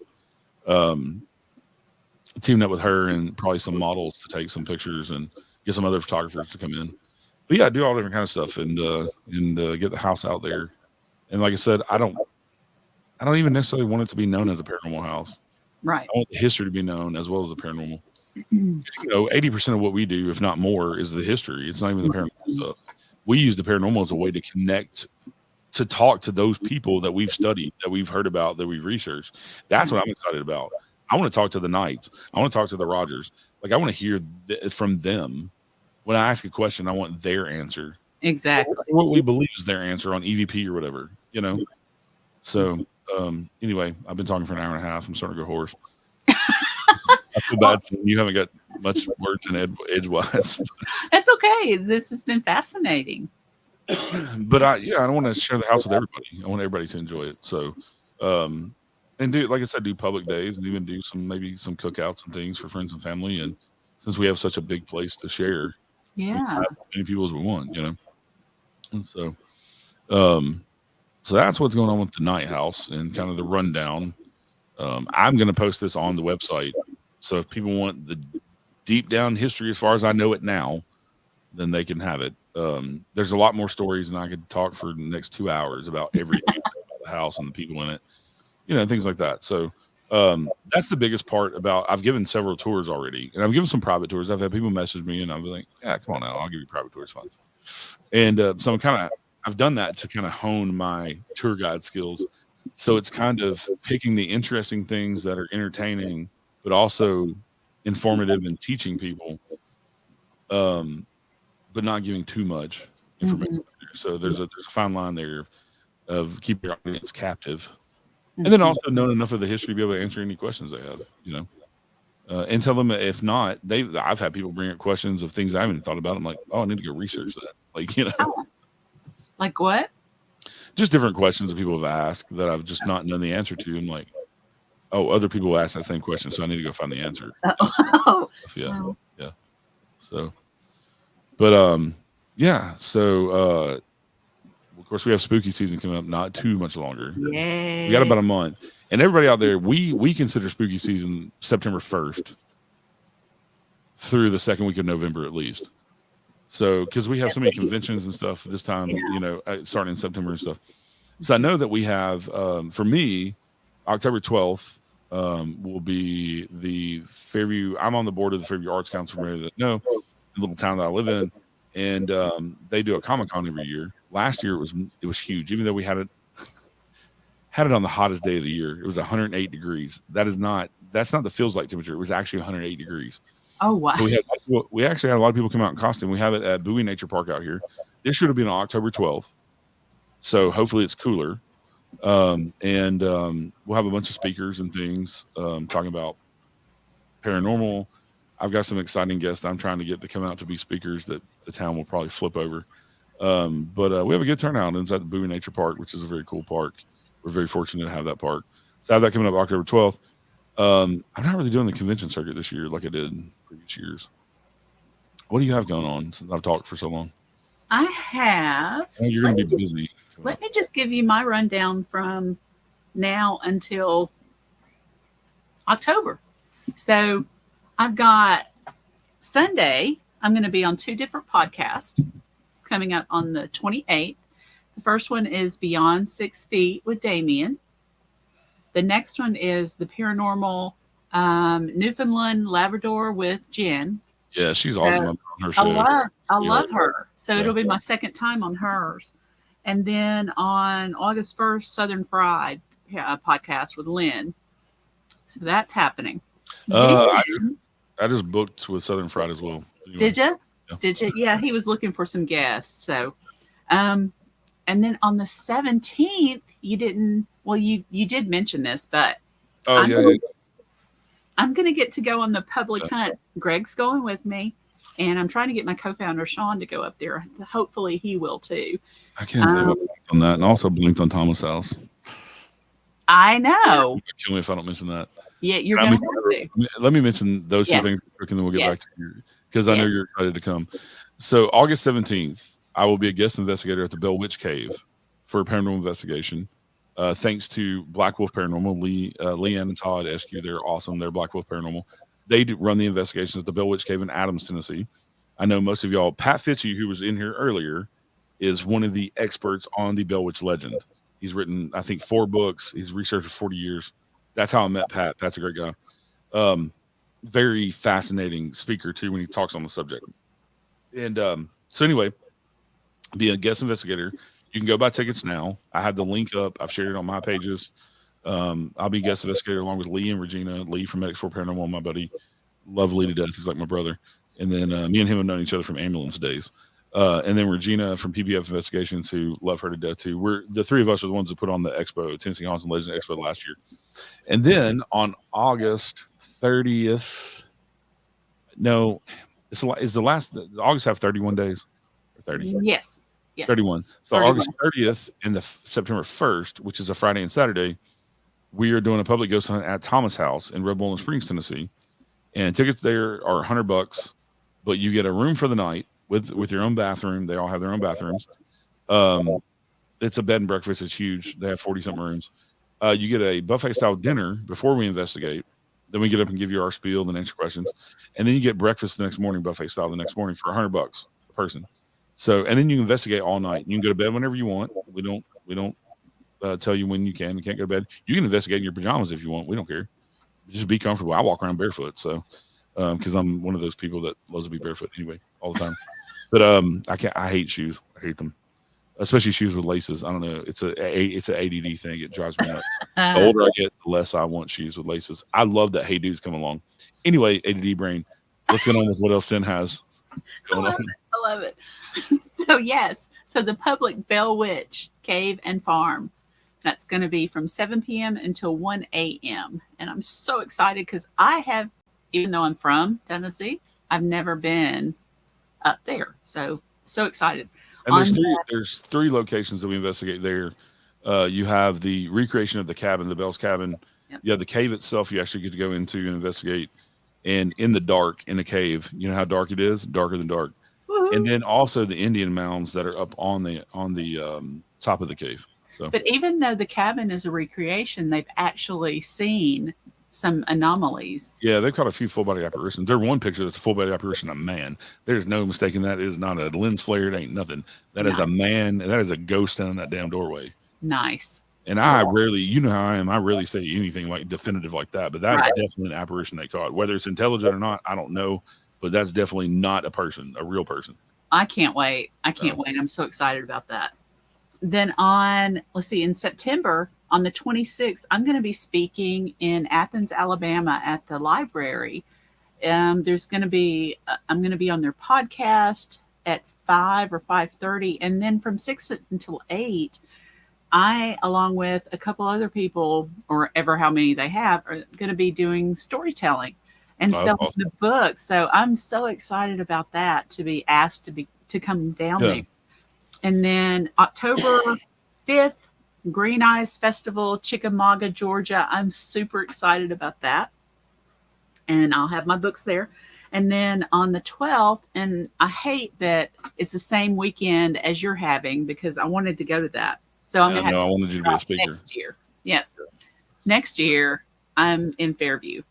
But on the 12th, I'll be this year in Haunted Graves Paracon in Mayfield, Kentucky. Trying to get Mark's book done. And as soon as I can get his book done, I was going to bring out my Signs book next, but I've decided a quicker one is going to be Death's Door, Near-Death Experiences, Angel Rescues, and Spirit Warning. So I'm going to bring that out and then the Signs book right after that. So for y'all that don't know Cyn, I should have introduced you at the beginning because all these people know me, most of them. Cyn is an amazing investigator. She is the founder of Elk Valley Paranormal in Fayetteville, Tennessee. and an amazing author. And I was fortunate enough that her last book, she allowed me to write the foreword, which was awesome and an honor. And she has some amazing books that you need to go check her out on Amazon. They're available on Amazon. And yeah, anywhere. Do you have anywhere else you have? I know you do book signings all the time, but I do. I do. The only other store that carries my books is the little bookstore here in town. So I've got to figure out other bookstores, mom and pops that I can put them yeah. in. See, I'd like to do that too at the Night House because I'm going to have just a little area Yeah. of like gift shop. Oh, there's my sister, Hey, Subi. sister. Hey, sis. She is amazing, and I'm so glad that I met her. And I'm so glad I met you. I'm so through the blessed. podcast, yeah, it's awesome. We become really good friends, and her husband is amazing as well. But Yeah. but yeah, I want to do a little gift shop to have like shirts and stuff on hand. So I'd love to do one of those spinning racks and like Yeah. have like your books and like Pat's and like Alan, and then Yeah. people from Kentucky as well, some of their books. That'd be Just awesome. just have a couple of copies on hand, and maybe all of them have the author sign them, so it's something special that they get at the Night House. I'd be honored. Yeah, that would be awesome. Honored. Yeah. Be So great. I have to do that. But yeah, y'all go check out Cyn Schader Hill and follow her author page on Facebook. Please. And you can get her books on Amazon. And they're And if you have Kindle, Yes. and Unlimited, subscribe to Kindle Unlimited, they are free. Yeah. Yes, I say free. and also in one of her books I have a story too that she printed in one of her books. So And you've got one coming up for the Signs book as well. yeah, I need to write that. I didn't send you one yet, have I? No, Yeah, I didn't. I need to write. I need to do that. But, so many things. I've got the folder ready to put it in. I just, don't have it yet. Yeah. So please go follow the Night House on Facebook. The website's been up the whole time. We have anybody tuning in late. We have a bunch of merchandise and swag over there. All of that money, I promise you, will go toward the house itself and us fixing it up and keeping it up. All the money for the paranormal investigations, that's where it's going, is to pay bills and things like that. She's 200 years old, a little over 200 years old, so it's a lot of upkeep on something like that. So, but thank you all for tuning in tonight. Also, go follow my podcast if you don't, the Unseen Paranormal Podcast. If you like the paranormal stuff, tune into that. And also, the Night House page is not about the paranormal on Facebook. Neither is the website. There is a paranormal section on the website, but the Night House page on Facebook is just me putting up pictures of all the things that we're doing at the house, remodeling. And we've owned the house. What's up, Paul? We've owned the house for 3 months now, and we already have almost 1,200 followers on that page. And so the community is being awesomely supportive. The crazy thing is, there's a lady on Facebook has over 1 million followers, and she's a big, I don't know if she's been on like HGTV or what, but she's a big renovation guru. And she has over 1 million followers. She shared our house Wow. on her website About what you're doing? About what we're doing. And That's amazing. well, she had featured the house before when it was for sale. Okay. And so when we bought it, she featured that we had bought it and that somebody was actually saving the house and going to renovate it. Because somebody could have easily bought it and tore it down. I mean, it's on the National Register of Historic Places, but unless you take government grants and money, and nobody ever has for the house, you're not beholden to that. So it's just kind of a badge of honor. It really means nothing. It's a badge of honor. It's cool to be on there, and we're not changing the house the way it looks. We would never do anything. The front porch is going to get redone exactly the way it is and the way it's on the National Register of Historic Places, because I find that to be an honor. But in all actuality, it means nothing. So, yeah, but it's cool. It's really cool.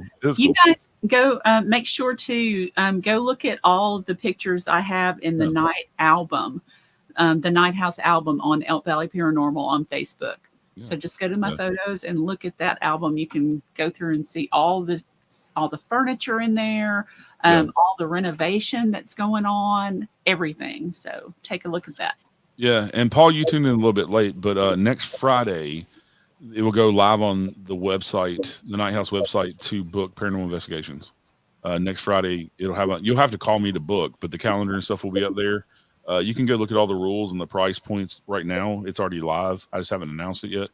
I was going to do that tomorrow because I'm still working on it a little bit, the rules and all that stuff. But I will have the calendar up there, and I'll actually be taking reservations starting next Friday. So I'll be making that announcement tomorrow, and start getting people in the house. And so, and as soon as I can have public, the just general public come in, I'm going to do that. As soon as the city, I got to go sit down with them and see what they want from us, and that type of stuff. We may have to put the parking lot in before that can happen, just so we're not. I mean, we have a huge driveway anyway, but it doesn't affect traffic and things like that, which I understand. I mean, I'm not saying they slow walked getting the approval for the. Luckily, we had to do all the renovations. They slow walked approving me for the paranormal stuff, but they've been very nice, and I'm thankful that they did approve for us to do that without having to rezone the house. Yeah. And they've been great. Just a little slow for my taste, but whatever. I have ADD, so I don't have any patience anyway. But who does anymore? Who does? But they have worked with me, and I'm going to go work with them more to see what we need to do to get the house rezoned for weddings and events and things, and what all they're going to expect from us and things. So, and I've been watching some of their zoning meetings and things like that to educate myself on what they're looking for to rezone properties and things. So, so that's in the pipe work. So, the next few years is going to be really exciting with all the stuff that we're going to end up doing. Right now, it's just putting in landscaping and making the property look nice and keeping it mowed.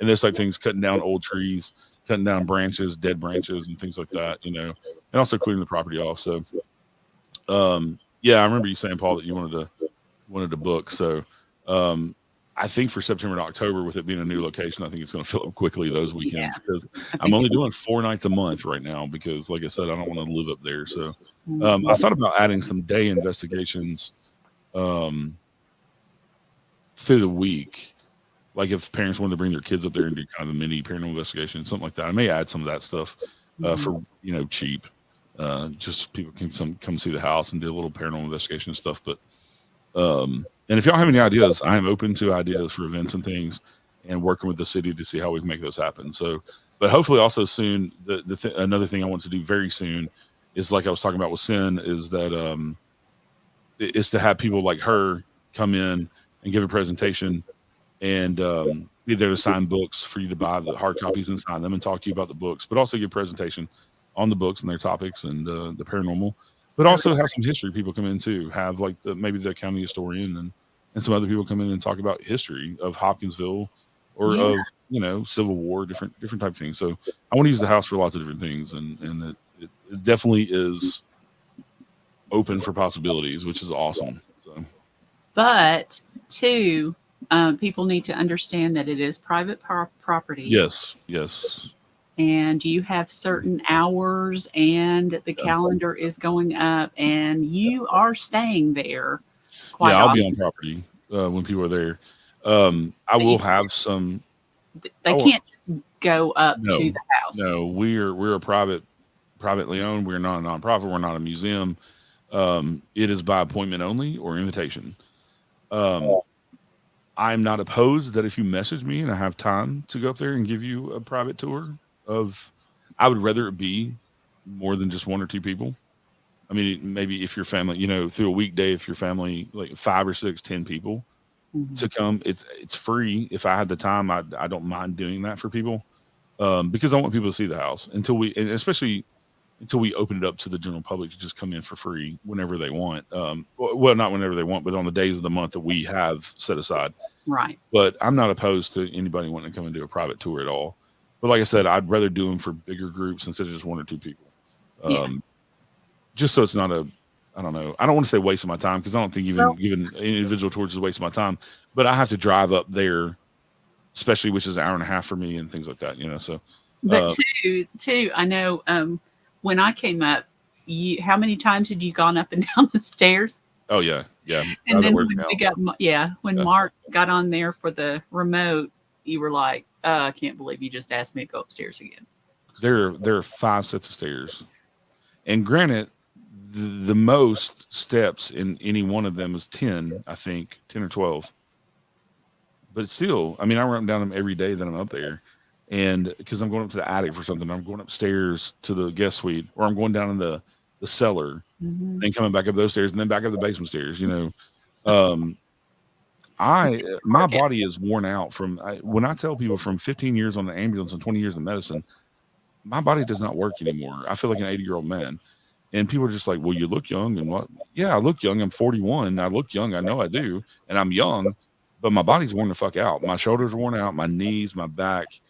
And there's some days where I have to lay horizontal on the recliner all day because of my back and my knees don't want to work. Sometimes I want to give out. So I'm not trying to make excuses. I'm just telling y'all this is a fact of life. I don't have any cartilage in my joints from lifting people for 20 years for a living, because on an ambulance, you're a professional people mover for the most part. And for 15 years of that, you can't always lift properly. You get put in positions that you can't lift properly, but you still have to lift your patients and stuff. And so it'll wear you out. But anyway, so yeah, hoofing up and down the stairs, my knees tend to like be Rice Krispies the next day, and not liking that. But it is what it is. Right. Yeah. Sorry about that. And I'm thinking about, I may put some certain days up, maybe one day a week with a couple of hours blocked off where people can. Yeah. Not more than, where people can say, hey, I want to book a private tour, history tour during the day. And because I'm going to be up there during the day anyway, doing business and stuff. So, no big deal. But just certain hours. Yeah. Yeah, just certain hours. But we've had a problem with trespassers. I had to call the police yesterday. Did you really? I did. That was a completely different story. But we've had a problem with trespassers. I had to print out a big giant sign and put it in a sign holder that gets put in the middle of the driveway, because we've had people pull up. So the driveway is really long and comes up and has a cul-de-sac at the end of it, a big round area where you can turn around. My neighbors right next door have had to come out and tell people, can I help you? But you already had those signs put up that say private property. I did not. Well, there was one the other day that pulled up in the driveway, and I didn't have a sign out in the middle of the driveway. But I did not have the signs up just yet. And apparently these were paranormal investigators. The ones that you had when we came up, though. Yeah, I had bought those small ones, and then I printed the big giant one to put in the middle of the driveway, because that stopped people from even pulling in our driveway. They might pull in and turn around, but they can't get past the sign without moving it. And if they do, I have them on camera. So the property has cameras all around it, all around the house. There's lighting. There's landscape lighting at night, so it's all lit up. The neighbor next door, both neighbors on both sides, are not going to put up with people coming on my property. They're just not. And you're not either. And I'm not either. But please be respectful. It's not a public place. It's a private residence, and we're opening it up to people because we want to share the house with people in the history, and we don't have to do that in any way, shape, or form. And it will never be a nonprofit, because as a nonprofit, the nonprofit ends up owning the house for the most part, and you have to have a board and all that stuff, and so you can end up losing your own property to a nonprofit. So Waverly Hills went through that, and almost not worth it. So it'll always be for-profit business, but the money goes to a good cause of keeping up the history and things like that. Also hope to have they have a museum in town, the Penny Route Area Museum, which is I haven't been in yet, but it looks nice from the outside, and it looks like a museum should, with the big giant stone columns out front. That's how I think a museum should look. But but I want to maybe do an exhibit on the Night Family with them, with the original letters and things, because that's not something you normally get with a old house. Most documents are just they waste away or they get thrown away or whatever, and to have hundreds of them handwritten from 1830s on, amazing, 1880s, 1890s is crazy. Amazing. And still in really good shape. Oh yeah. Whoever, there's a few that have burn marks on them, and I don't know how that maybe. And that may have happened when the people were reading them by candlelight, like the candle behind there, and they got too close and may burn a hole in it. That's what I'm thinking. I don't think they're ever in a fire or anything, because there's a few of them that have burn holes like that. But yeah, I want to share those with people too. I'm going to have some printed out, sitting around the house that people can just actually pick up and read. I'm going to have some hanging on the wall. And then I will show everybody the original ones. You can't handle them because then they're going to fall apart. But you can actually flip through the booklets with the originals. I think, weren't you going to also have like the doorknob and something in a little case? So I'm gonna have some cases around with things that we found, like with the china and stuff that we found. Some of the doorknobs that we don't use, things like that. The spikes, the hand wrought nails, and whatever else. I have a metal detector, and I've not even had time to go around the property with it to see what I can find. We found time for anything else. No, it's been work. Between the podcast and all the other stuff, Strangely Haunted, and Yeah. and filming that and all that stuff. Yeah. So we're coming up on the 2 hour mark. So I'm gonna let y'all go. Thank y'all all so much for tuning in and listening to me ramble on about this amazing house that I bought. But I wanted to not, like I said, yeah, we own the house, but I think it belongs to people in general with the history and stuff. So can't wait for everybody to see it and come up and visit. But yeah, so stay tuned to the website. Also to the Night House's Facebook page, which is broadcasting on right now as well. That's where the majority of the updates. I do post some stuff on my own page, but I use my own page for the paranormal stuff. So the Night House stuff, especially without the paranormal in it, the historical stuff and the tours like that stuff will be posted up on there and on the Night House website, because the paranormal is just one tab of that website. I want that website to be more about the history and us renovating and the restoration, all that stuff. So good night, sis. Night, Subi. Good night, everybody. Thank y'all for tuning in. I'll do another live stream here. I like to do them about once a month and have different guests on. The last 2 times I had Austin on. I've had John Curley on. Now I like to have Cyn on every once in a while as well. And so, but yeah, I wanted to do this just to talk about the Night House and give everybody a rundown of the in-depth history. I've told people in small conversations, like a rundown, like a 5 or 10 minute conversation, but most people haven't had 2 hours for me to sit and spiel. But I figured a Sunday night would be good. Right. It's been good. You can see my face is a little burnt from being out in the sun all day, creating flower beds and planting plants. So I'm going to get some rest, and tomorrow restarts my schedule of editing podcasts, putting one out on Wednesday, and I've got to do all kinds of other stuff. So, and I'm back to Mark's cookbook and my book. That's going to be fun too. Yeah. Yeah. Thank you so much for coming on with me tonight, Cyn. I've had the best time. Thank you for doing this. This was good. This is really fun. And thank y'all, everybody for tuning in. Please go follow the Night House page. And if you're into the paranormal, follow my podcast, Unseen Paranormal Podcast. Go check out Cyn's Facebook page. It's under Cyn Schader Hill author.